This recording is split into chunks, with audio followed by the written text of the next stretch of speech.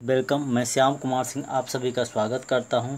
आज हम class 10th के पोइट्री सेक्शन से lesson 3 the village song that is written by Sarojini Naidu के सेंट्रल आइडिया और उसके जो कंप्रहेंशन क्वेश्चंस होते हैं उसके बारे में डिस्कस करेंगे। आइए शुरू करते हैं। Central idea, the village song, the गाँव का गीत। The theme of the poem is a comparison between the world of human beings that abounds in the material pleasures and the world of nature that is contrary to it। कविता का मुख्य विषय मानव संसार जो भौतिक आनंदों से पूर्ण है तथा प्रकृति का संसार जो इसके विपरीत है के मध्य अंतर है।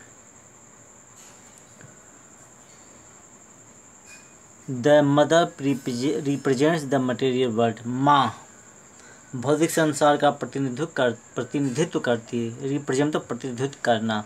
मटेरियल वर्ल्ड भौतिक संसार। माँ भौतिक संसार का प्रतिनिधित्व करती है। She recount some of the features of this human world like jewellery, marriage, bridal songs, cradle song, sandal, centre ledger. She recounts वह विशेषता बताती है। Some of the features of this human world वह मानव के भौतिक संसार की कतिपय विशेषताओं जैसे लाइक ज्वेलरी आभूषण, marriage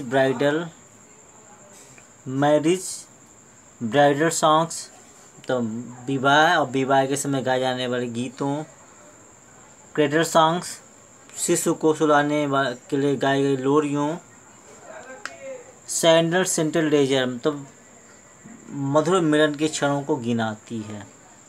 the daughter represents of the world of nature और पुत्री प्रकृति के संसार का प्रतिनिधित्व करती है।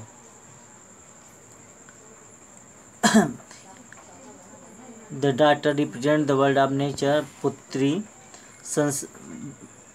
प्रकृति के संसार का प्रतिनिधित्व करती है। The blossoming of Champa, the island in the river resound with cuckoos cooing, gurgling of streams attract her। चंपा का पुष्पित होना, नदी में स्थित कोयल की कूक से गूंजना, टापू झरनों का कलकल स्वर उसे आकृष्ट करते हैं।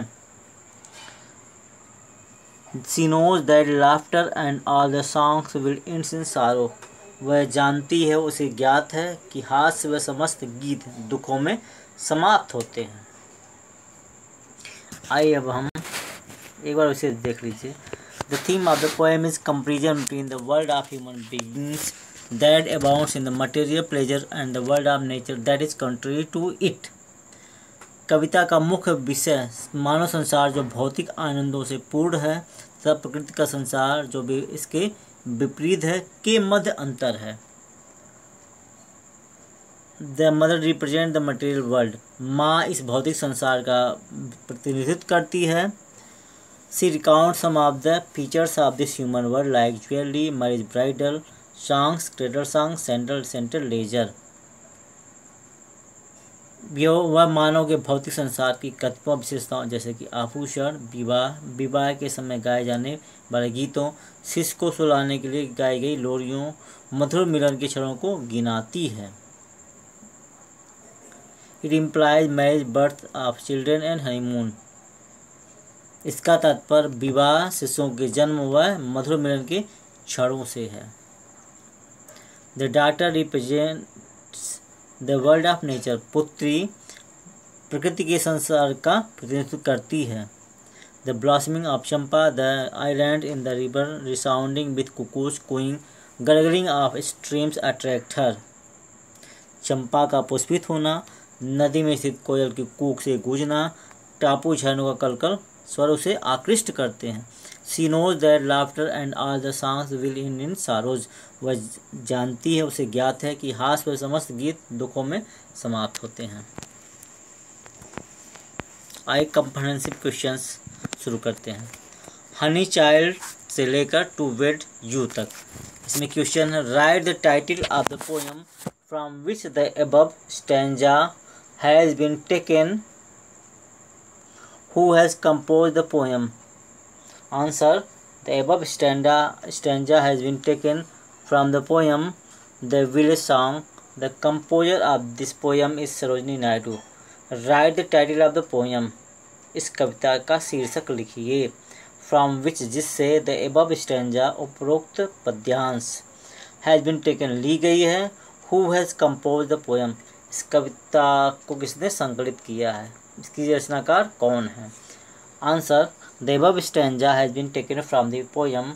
उपरोक्त पद्यांश उस कविता से लिया गया है। द विलेज सॉन्ग नामक कविता से लिया गया है। The composer of this poem is Sarojini Naidu. इस कविता की रचयिता सरोजनी नायडू हैं। Question, who is leaving the mother and why? माँ को कौन छोड़ रहा और क्यों? A girl is leaving the mother because she is going to forest. एक पुत्री अपनी माँ को छोड़ रही है क्योंकि वह जंगल को जा रही है। Question, who fed the golden grain? किसने सोने के दाने को खिलाया? The mother fed the her daughter the golden grain. माँ ने अपनी पुत्री को सोने के दाने खिलाया, मतलब अनाज, अन्न खिलाया, जिससे उसका पोषण हुआ। देखिए सेकंड, मदर माइन से लेके ओल्डिसन तक। Question, where is daughter going? पुत्री कहाँ जा रही है? The daughter is going to forest. पुत्री जंगल को जा रही है।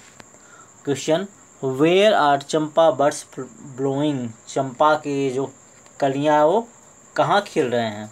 चंपा birds are blowing upon the champa boughs in the forest. चंपा की कलियाँ चंपा के शाखाओं पर जंगल में खिल रहे हैं।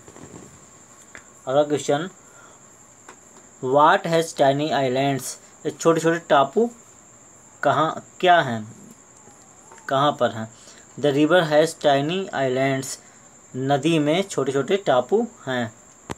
Question, why does the girl want to go to the forest?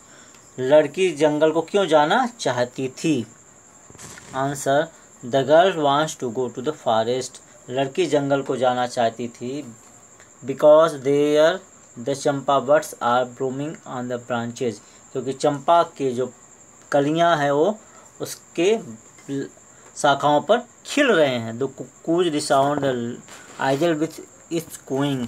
और जो कोयल हैं वह नदी के टापू में कू की आवाज़ करते हैं। The fairy folk are calling. और जो परियों का झुंड है, जो परियों का समूह है, उसे बुला रहा, उसे पुकार रहा है। आगे के जो बचे हुए स्टैंजाज हैं उनके बारे में हम आपको कल बताएंगे। थैंक्स।